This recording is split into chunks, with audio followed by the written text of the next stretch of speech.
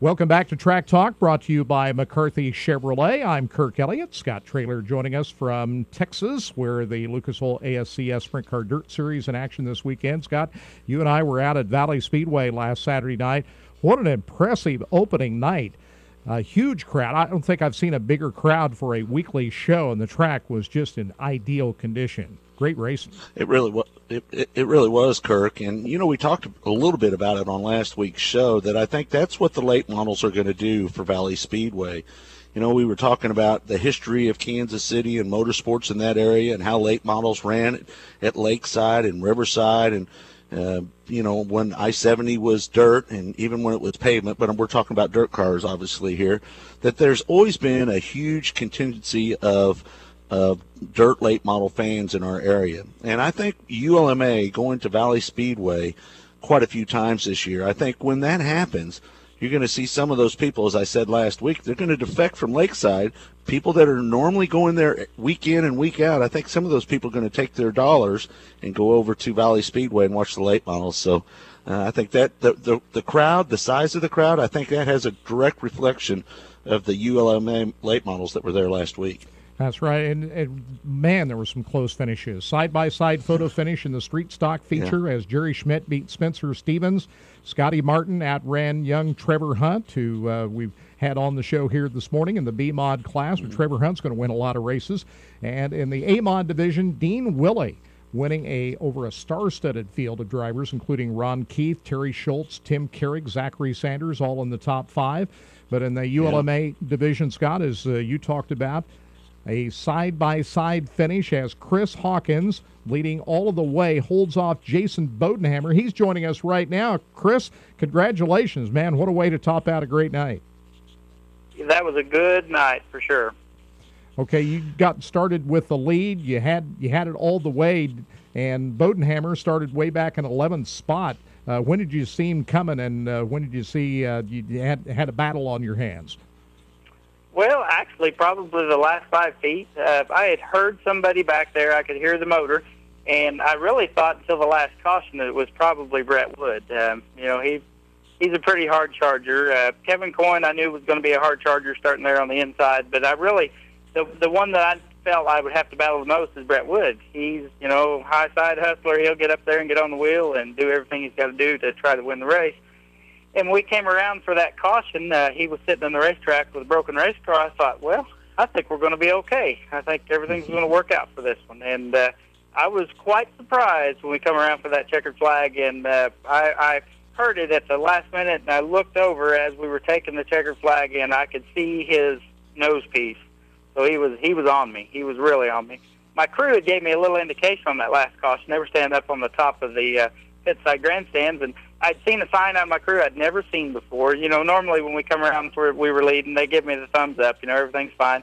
They didn't tell me to move around the track, so they were satisfied with where I was driving. But they gave me this signal of one of them was flinging his hat in the air, so I thought that was get up on the wheel and get going, and they saw what Bodenhammer was up to. Hey, Chris, this is Scott, man. That was just a fantastic job. Do you get a little added pleasure out of beating a guy? I mean, you were talking about Brett Wood, and there's a lot of great drivers. You mentioned Kevin Coyne as well, Steve Clancy, Bob King, a lot of these guys. I mean, we know that they're good racers. But Jason's been in the super late model ranks for a long time, MLRA, former ULMA champion. Do you take a little extra pleasure beating a guy that you know that has been successful on the super late model side of it? Well, sure I do. Jason is as good as, you know, with the right equipment and help, Jason could be, you know, he could be traveling for Royal Outlaws. He's that caliber driver, so sure I get pleasure from that. But it was, you know, I feel like our program has turned around. We were competitive last year with every ULMA race that we went to. This 23-degree motor racing fits me because I can afford it. I've got a good engine. I've got good equipment, but we've done our work in the shop. You know, I really think that when we pull into the racetrack, no matter where we go, that we're going to be one of those guys that's thought of as I think of Jason, because he is a great racer. Chris Hawkins joining us. He's from out of Neosho, Missouri, picking up the season opening win in the ULMA division, a return of ULMA racing at Valley Speedway. What did you think about coming back to Valley Speedway and racing the ULMA cars? Oh, absolutely. We'll be there every time they have a race, unless it conflicts with the schedule somewhere else. But, you guys were talking on the intro to the show about how good the fans were. We'd go to a lot of different racetracks. I've been to Springfield so far this year, been to Batesville, Arkansas for the big street stock race. And that's the first racetrack that I pulled into in a long time, and I saw fans tailgating. We got there actually pretty early, and I think we were there probably at 3:30, 4 o'clock, and there were people out, barbecuing and playing yard darts or whatever they were playing, and that was great to see, because without the fans, we don't have somebody to put a show on for. Chris, isn't it kind of cool to get to race a little closer to Kansas City, the metro? We know all the things that go on in Kansas City, and not to say that CMS and all the other tracks that you go to aren't great, but it's kind of fun when you roll in there close to the city like that, knowing that you're going to get a little extra attention. Yeah, it's really great. Honestly, that's the first time I'd ever been there. Of course, I've been racing late models since 2003, so I hadn't ever had the opportunity to travel up there, and I really liked what I saw. It was quite a racy little facility.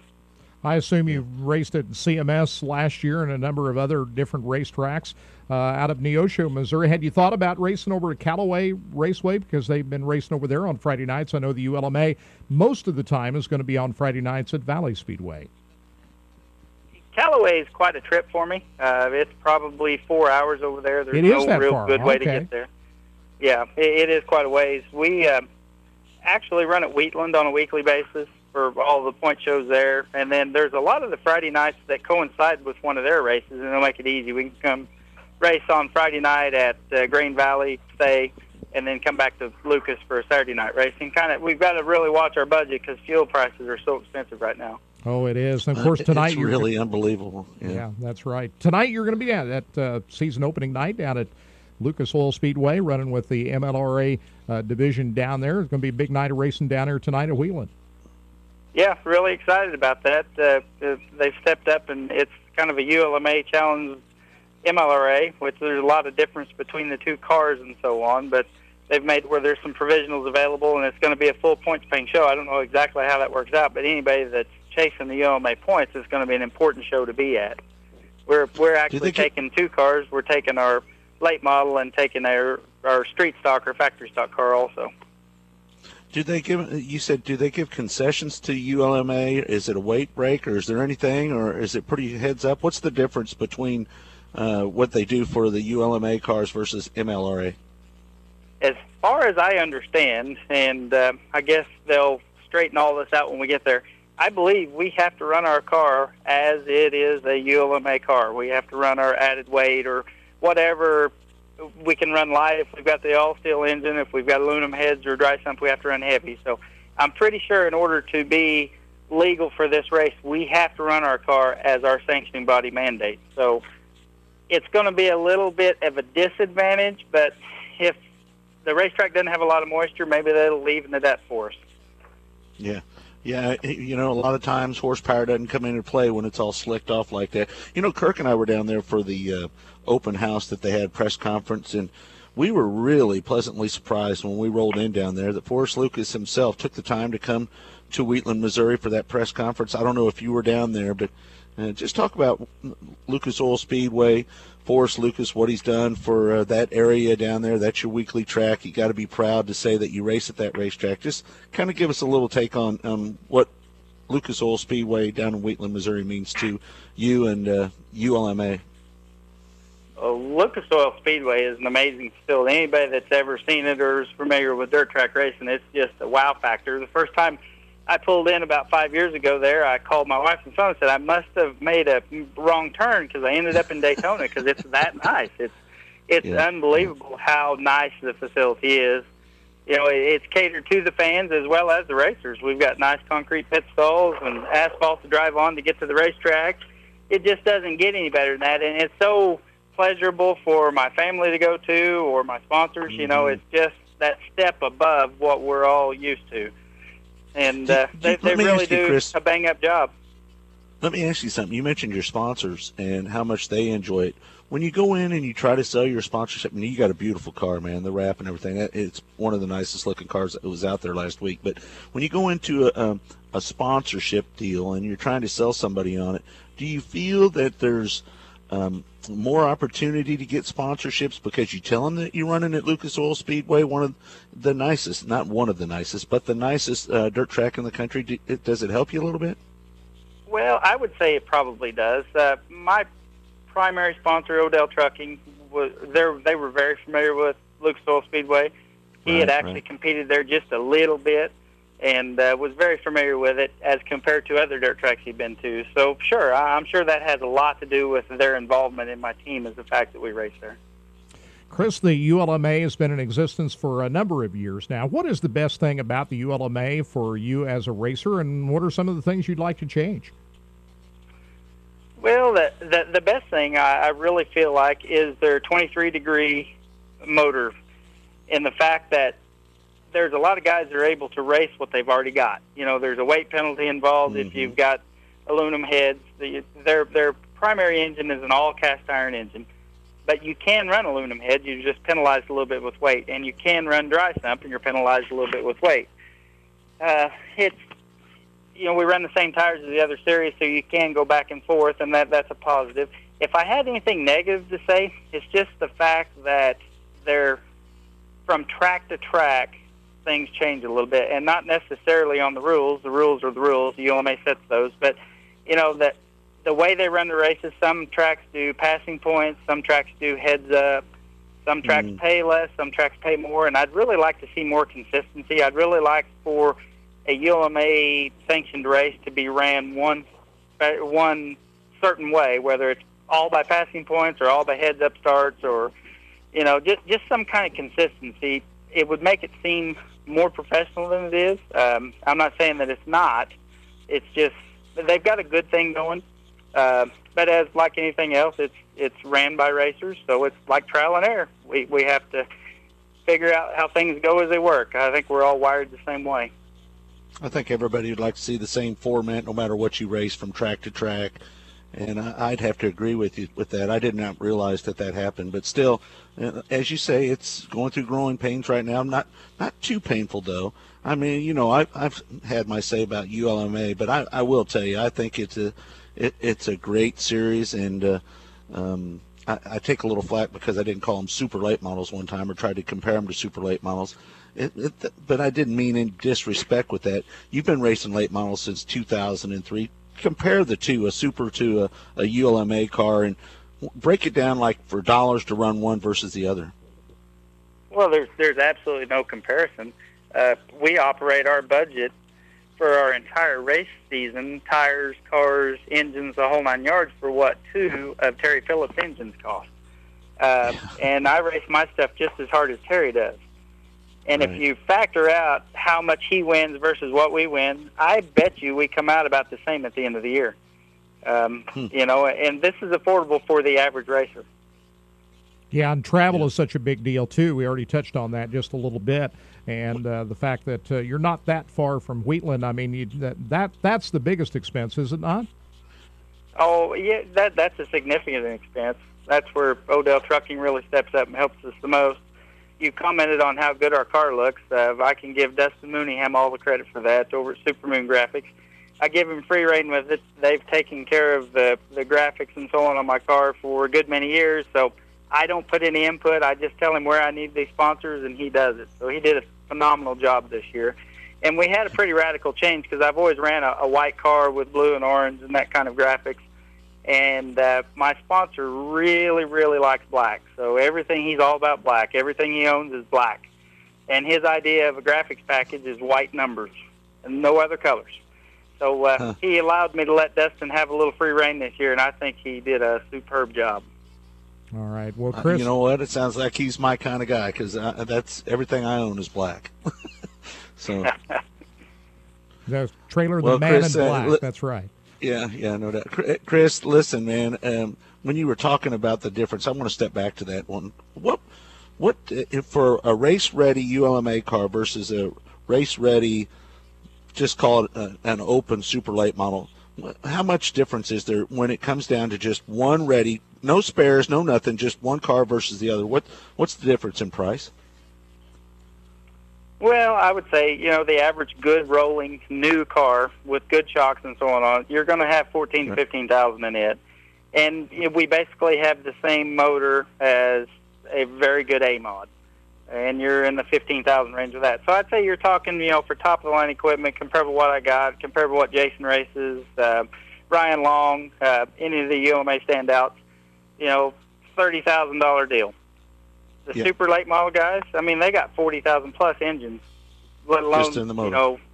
Yeah, exactly. And they got lighter rotating assemblies in the rear end. Just everything is just more expensive when you get to that level. How much can you do? You're probably talking somewhere up there, $25,000 for a roller then for that, right? Oh, I would imagine so. I'm sure that it's that much or more. I haven't bought one, so I don't want to be exaggerating or saying stuff that I'm not aware of. I know what I spent. It's a lot for a budget racer. Right. How much can you do with the shocks on these? The shock programs are big in all of racing now. Oh, absolutely. There was a big change in that, wasn't there, a couple of years ago? I think wasn't there a big change? Didn't they go from like just a twin tube shock, and now don't they let you run canisters, or what was the whole deal? I can't remember at Valley. They wouldn't allow you to run the canisters at Valley, I believe, or something.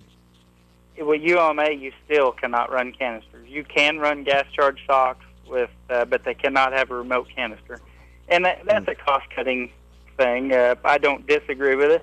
I guess if I had a trailer full of canister shocks and that's all I had, I would be unhappy with it, but that doesn't affect us. I ran the Show Me Series before and we had that same rule, so I've always been diligent enough not to buy any canister shocks so that I wouldn't be limited.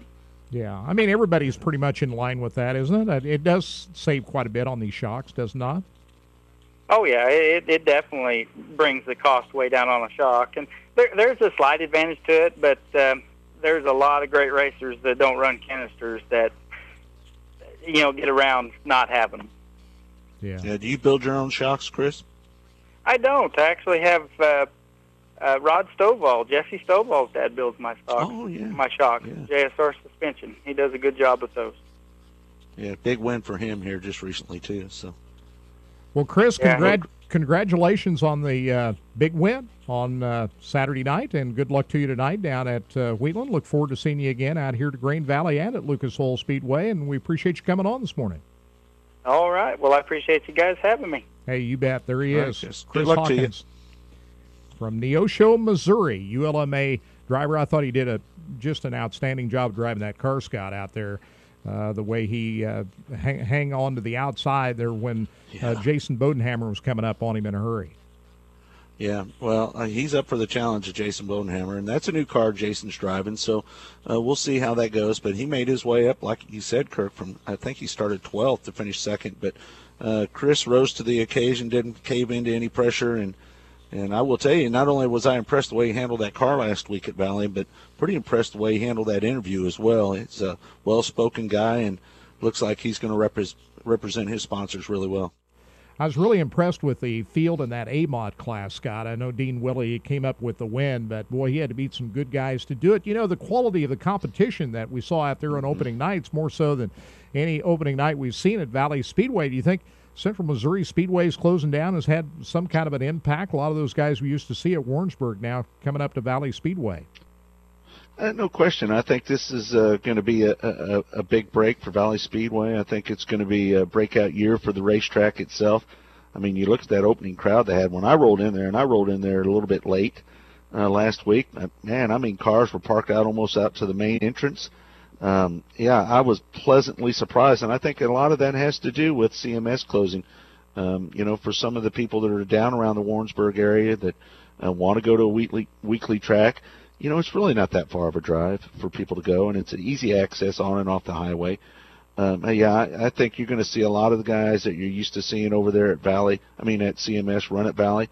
But I also got to say that, who else was racing? Lakeside wasn't open. We don't know how many of these guys are going to go to Lakeside and race weekly. Some guys don't want to race there. It's too expensive, they say, but, the motors are too big or too powerful, too expensive. It takes a lot of money to run on the big track. So if you're a short track racer, two people that are really going to benefit from it, I think, is Valley Speedway. And let's don't exclude L.A. Raceway. I think they're going to see some record amount of attendance as well with the closing of CMS. And I know that we're all saddened to see that. But, as we said for years, Kirk, and I mean years, we've been saying this, that we've had so many racetracks around there that it's kind of watered down everything. And instead of making motorsports stronger by having so many varieties of tracks, so many options, it's watered it down, and it's kept the car count down at some of the racetracks and the fan count down as well. So I think this is going to be a good year for those two tracks, Valley Speedway and LA Raceway. Dennis Shroud has really come a long way with that. I mean, we talked a little bit earlier ahead of that interview with Chris Hawkins about how great the racetrack was, and he seems to have really gotten a handle on that racetrack right now, and that's huge. I mean, if you have a racetrack in that good of condition every night, it's not going to be that perfect every night, but if you're close to that every week you race out there, I mean, it's going to have a remarkable impact on drivers that want to show up to race there and the fans that want to watch. Well, I mean, you got to give Dennis credit. He's a hard worker. Yeah. I mean, you can go out there any day of the week, and it's him. He's out there doing the work on the racetrack and around the place. Got a couple guys that help him out there, but Dennis Shroud is not afraid of work. And I can tell you this, they have the same track that they had last week at Valley for my May 23rd race that RacinBoys is presenting out there, the National Tour race. I'll be happy because that was a remarkable racetrack, a top and a bottom, even a little bit in the center. Really didn't even get slick in the center, and we saw multiple grooves, 3-wide racing at times, and again, that's a reflection of Dennis's hard work. Hey, we didn't talk about the B-Mod class out at Valley Speedway. Scotty Martin coming up with the win, but Trevor Hunt, that we had on there a little bit earlier in the show, man, what an impressive young guy this is. I mean, he's up there against a veteran racer, Scotty Martin. Didn't quite come up with the win, but he challenged for it, no doubt. Well, Trevor Hunt was like the meat between the sliced bread. Scotty Martin wins. Gunnar Martin is third with Trevor in the middle of them. And what a battle. Side by side, I don't know how many laps. And at one point, Trevor Hunt got out in front and actually was maybe a car length out in the lead, only to have Scotty Martin come back and rally back and work the outside. And I'm going to tell you something. A lot of guys would have just caved in with the success that Trevor Hunt has had here as of late. And a lot of people know it. Winning that big race down there at Humboldt in front of all those people and all those good cars down there. And there's a lot of guys, once he got out in the lead, would have give up. But Scotty Martin, being the veteran that he is, and one of the all-time greatest, B-Mod drivers, if there is such a thing, in just a short period of time. I mean, he's won a lot of those races. He manned up and made that work on the outside and got back to the lead and then kind of opened it up just a little bit, not much, but still. Great run for both Trevor Hunt and Scotty Martin. I got to say, Scotty, how about the Mohawk? Yeah, did you see Scotty? He had that Martin Mohawk back as early as the race ban quit in January. He was wearing that Mohawk. What's the deal? I think Scotty's trying to get a little younger. I don't know. He's too young to be in he's too young to be in the midlife crisis. I think he's still only in his 30s. Man, but he's got the 20-year-old haircut. So, but he's got. We're just busting on him. I will say something about Scotty Martin. He is a throwback guy. Yeah, that's what I was going to say. He's wearing the Mohawk young guy, but he's an old style racer. He really is, and his dad Larry brought him up that way. Let's face it, not many guys can build their own car and go out there and win races like Scotty Martin does. I mean, there's a few guys that are really good fabricators and build cars. Cheetah Chassis is one of them. Nick Newton that builds race cars. There's Jimmy Winkler. I know he builds cars as well, but there's not a lot of guys that have had the success that Scotty Martin's had on pavement at I-70, on pavement at Lakeside, on dirt at Valley, on dirt at Lakeside. I mean, just about everywhere he goes, Scotty Martin's always been competitive. And I will tell you, if he would have had little funds in his day, who knows where Scotty Martin might have went. He is a exceptional talent and understands how to make these cars work. All right. Hey, I want to talk about Lakeside Speedway. We're going to have to save that for a little bit later on in the show. Heartland Park Topeka open up Saturday night. But, Scott, you got a special guest ready to step in here. Bruce Griffith is going to be joining us here in a minute. Yeah, we're going to take a break, and when we come back, we'll have Bruce Griffith hanging out with us, and we'll be talking about everything that he does for sprint car racing in a whole. I mean, and we're talking about 360 ASCS, the Gulf South title sponsor, sponsoring National Tour drivers, just the list of things that he does. And none more important to us than what he does for RacinBoys.com. So, yeah, he's going to join us here in a minute, Kirk. All right, so we're going to do that when we come back. Hour 2 of Track Talk here on Racing Boys, brought to you by McCarthy Chevrolet. We're coming right back.